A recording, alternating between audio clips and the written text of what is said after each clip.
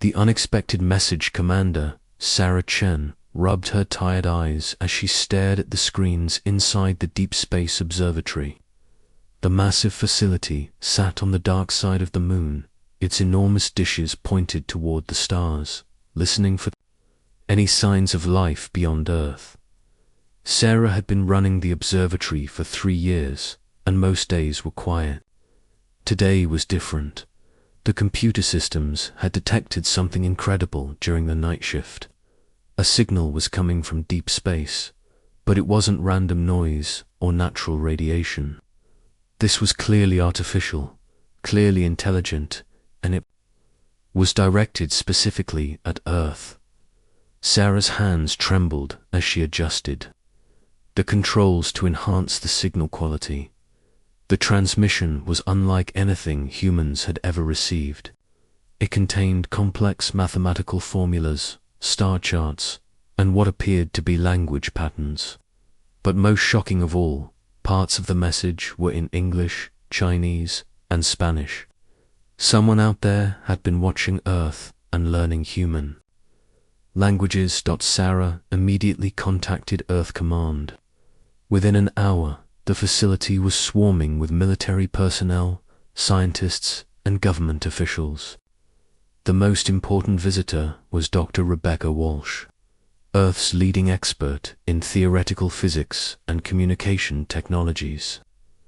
Rebecca was a brilliant woman in her 40s, with short grey hair and eyes that seemed to see solutions where others saw problems. Dr. Walsh worked through the night to decode the alien message. What she discovered made her blood run cold.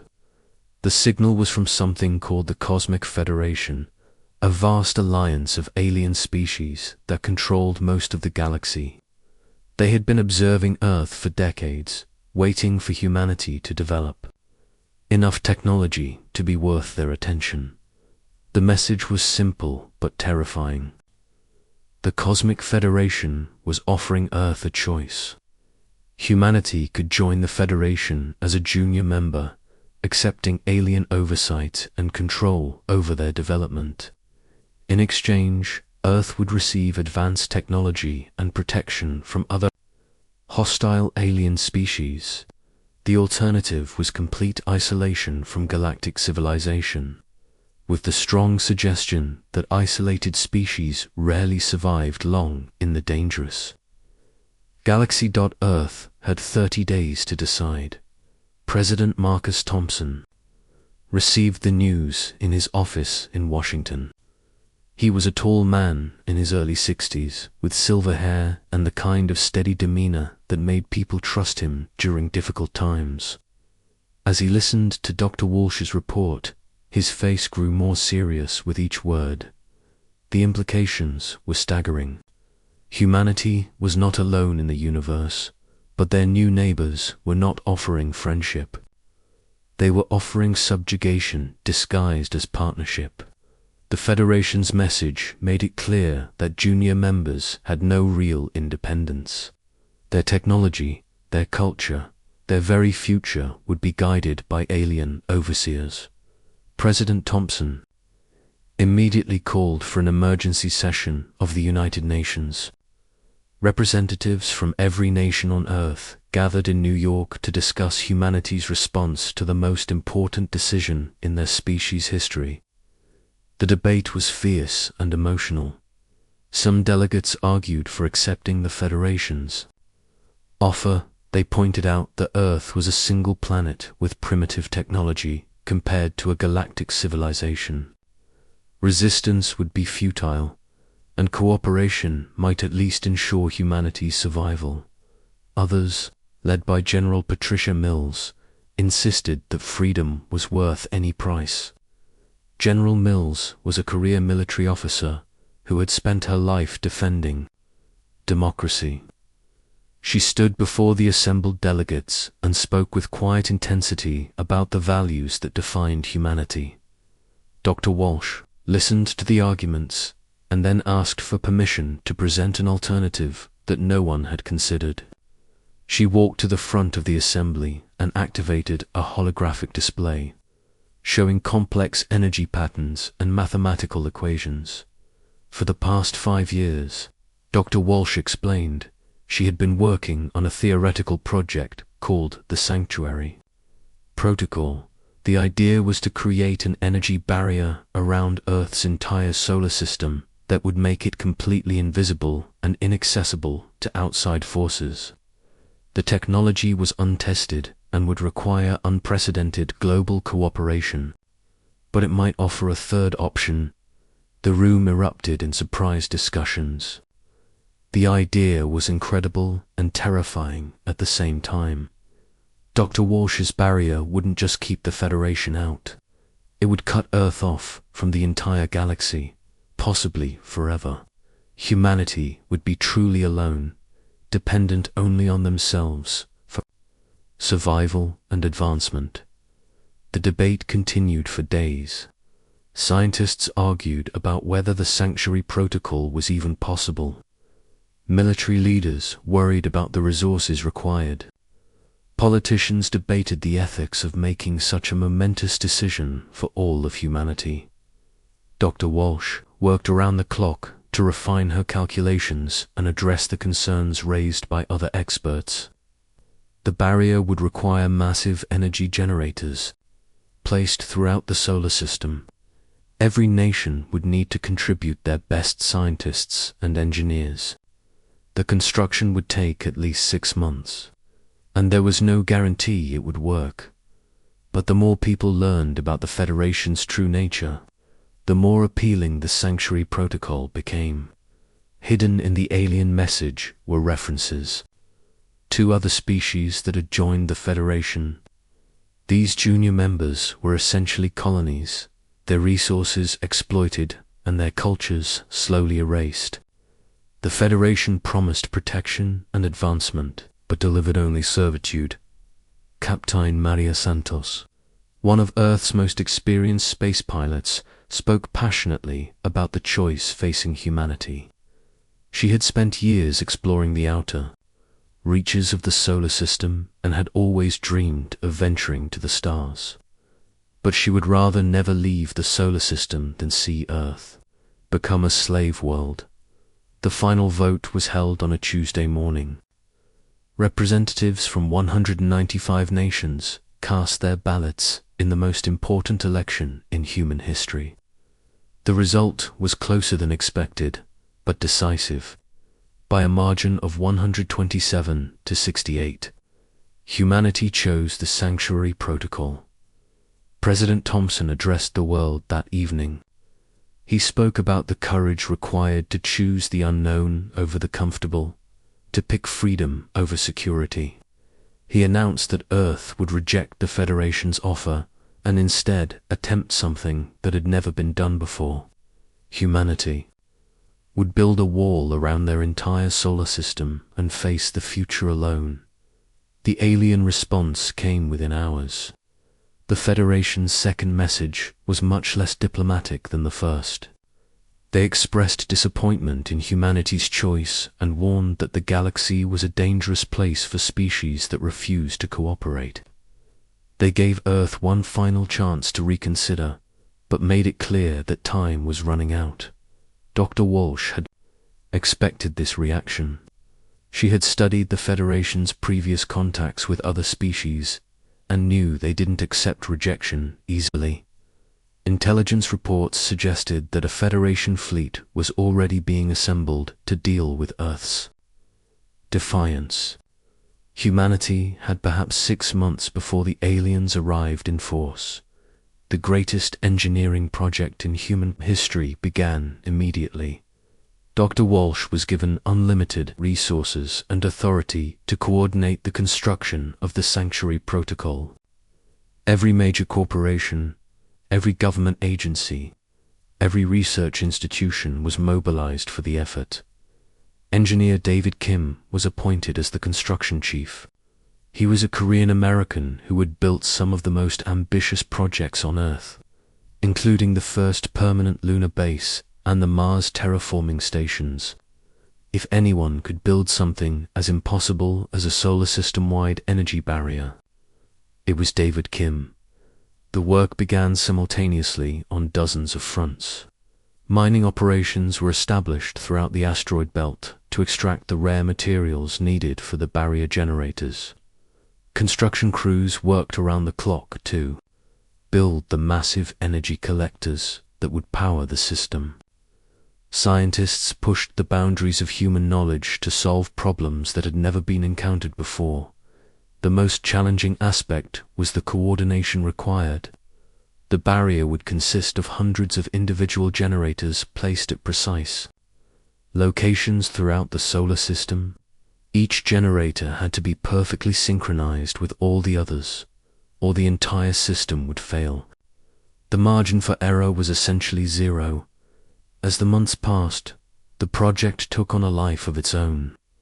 People from every nation and every walk of life contributed to the effort. Children collected recyclable materials for the construction crews. Retired scientists came out of retirement to help with the calculations. Artists created inspirational works to keep morale high during the difficult times. But not everyone supported the project. A vocal minority, led by businessman Richard Hayes, argued that the Sanctuary Protocol was humanity's greatest mistake. They organized protests and tried to sabotage construction sites.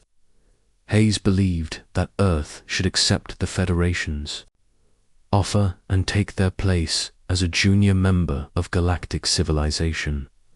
The protests grew more violent as the Federation's deadline approached. Some cities experienced riots as fear and uncertainty took hold. President Thompson was forced to declare martial law in several regions to protect the construction sites from sabotage.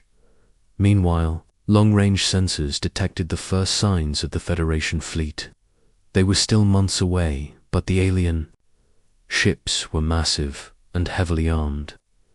Intelligence estimates suggested the fleet contained over 12,000 vessels, more than enough to overwhelm Earth's defenses. Dr. Walsh pushed her teams even harder as the alien fleet approached. The barrier generators were 80% complete, but they needed to be perfect before activation. A single miscalculation could cause the entire system to collapse, leaving Earth defenseless. The first test came when Dr. Walsh activated a small section of the barrier around one of Jupiter's moons. The energy field appeared as a shimmering dome of light, and for a brief moment, the moon completely disappeared from all sensors. The test was successful, but it revealed that the barrier would require even more energy than originally calculated. Captain Santos was given command of Earth's entire space fleet with orders to delay the Federation forces as long as possible. Her ships were fast and maneuverable, but they were vastly outnumbered. The battle plan was simple: hit the aliens hard, disrupt their formations, and buy time for the barrier to be completed. As the Federation fleet entered the outer solar system, humanity held its breath.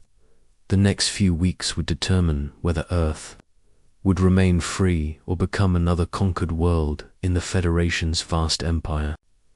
The construction crews worked frantically to complete the final barrier generators, while Captain Santos prepared for the most important battle in human history. Dr. Walsh stood in the control center, surrounded by screens showing power levels, construction progress, and the approaching alien fleet. In just a few days, they would know if humanity's greatest gamble had paid off. The Sanctuary Protocol was almost ready, but would it be enough to save Earth from the Federation's overwhelming power? The fate of humanity hung in the balance as the countdown to activation began.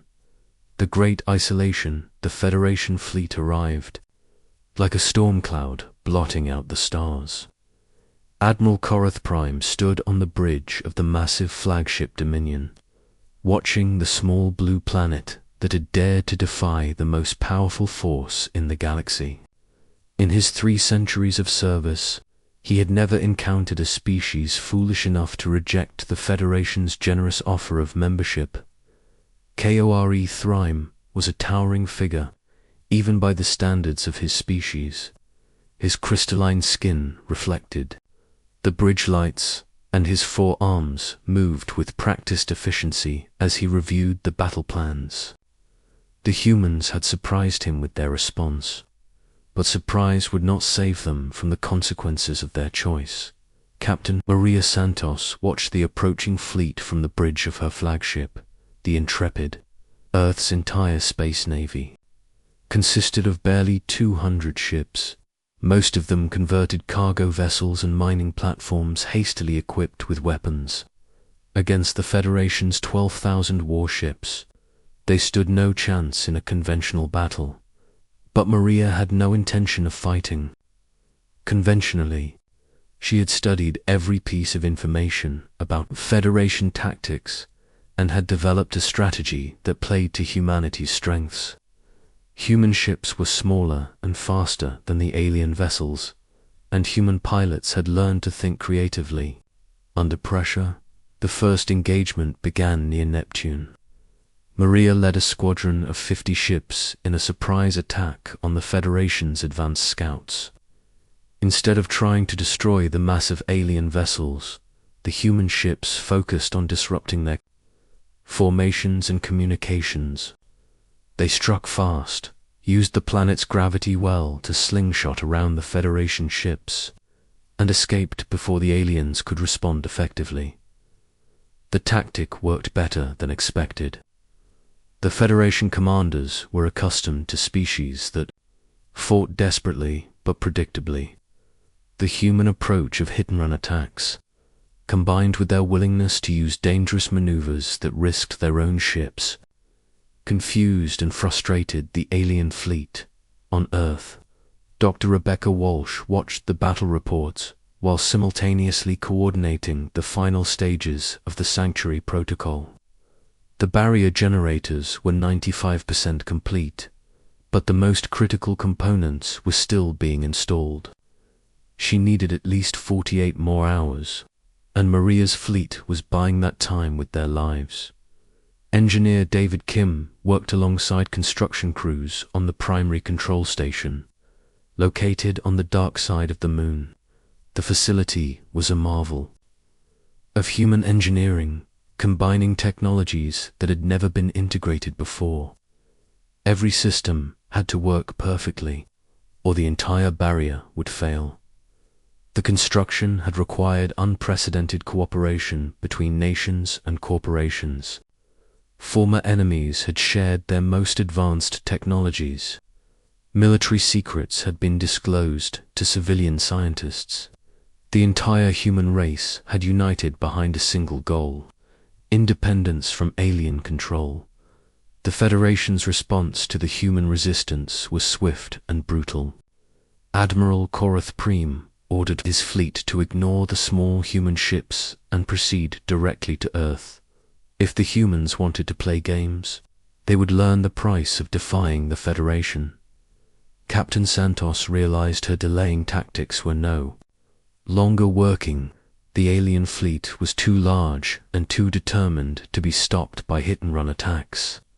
She gathered her remaining ships for a desperate frontal assault on the Federation's main force. The battle was fierce but brief.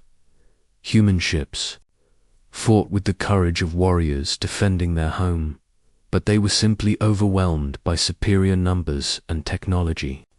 The Intrepid was one of the last ships to fall, its crew fighting until the final moment. Maria Santos died at her post, her last words a defiant message to the Federation: Earth will never kneel. As the surviving Federation ships approached Earth, they encountered something no alien species had ever seen before. The planet was surrounded by a shimmering dome of energy that extended far beyond the atmosphere. The barrier was unlike anything in Federation technology databases. Admiral Korath Prime ordered his ships to probe the energy field. The results were disturbing. The barrier was not just a shield. It was a dimensional distortion that made it impossible to approach Earth through normal space. Any ship that touched the energy field was instantly transported to a random location millions of miles away. Dr. Walsh watched the alien ships testing her barrier from the control center on the Moon. The Sanctuary Protocol was working exactly as designed. The barrier not only protected Earth from attack, but also made it impossible for anything to enter or leave the solar system. Humanity was now completely isolated from the galaxy. The Federation fleet regrouped at a safe distance from the barrier. Admiral Korath Prime contacted his superiors to report the unprecedented situation. Never before had a species developed technology that could effectively resist the Federation's power. The implications were troubling for the galactic order inside. The barrier humanity began to adapt to their new reality. The energy field had sealed Earth off from the galaxy, but it had also trapped several Federation ships that had been inside the solar system when the barrier activated.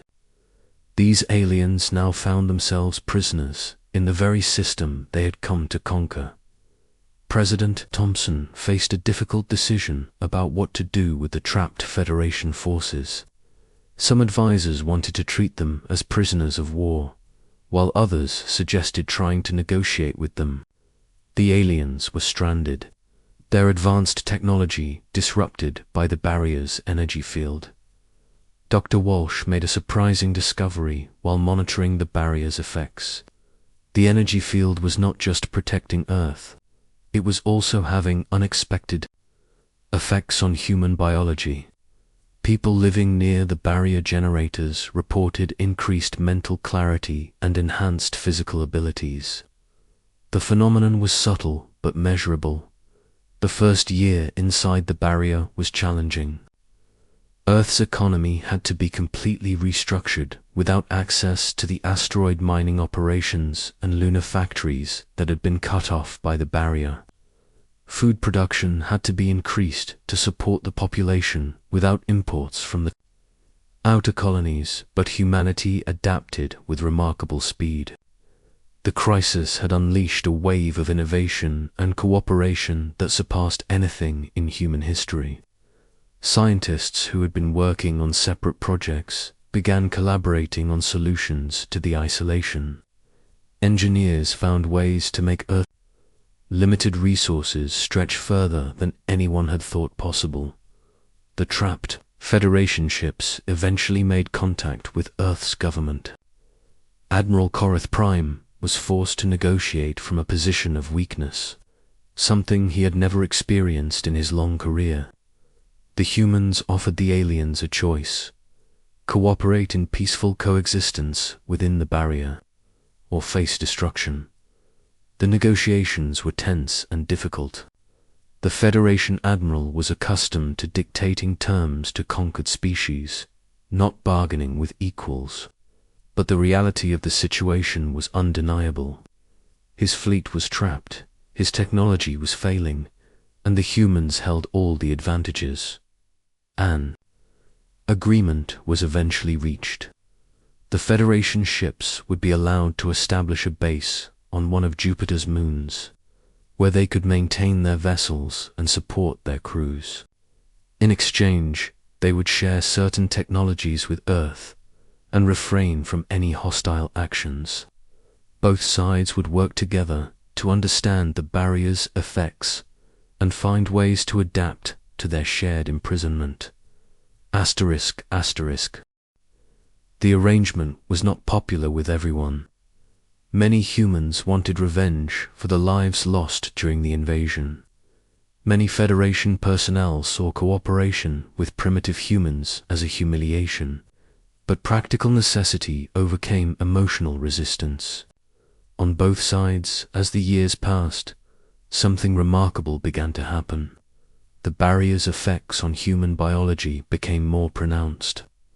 Children born after the barrier's activation showed enhanced intelligence, improved physical abilities, and an unusual sensitivity to energy fields. Scientists called them barrier children. and they represented something new in human evolution. Dr. Walsh's research revealed that the barrier was not just protecting Earth from outside forces, it was also concentrating and focusing certain types of cosmic energy that had previously passed through the solar system unnoticed.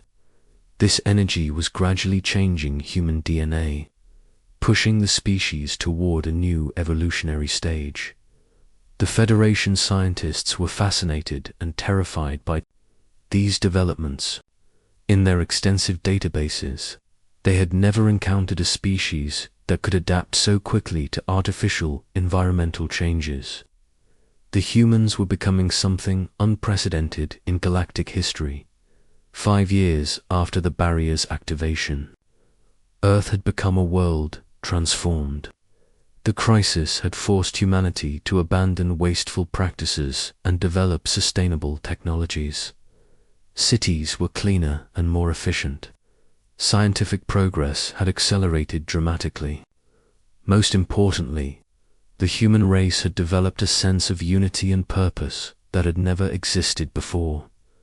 The barrier children were now attending special schools where they learned to control their enhanced abilities.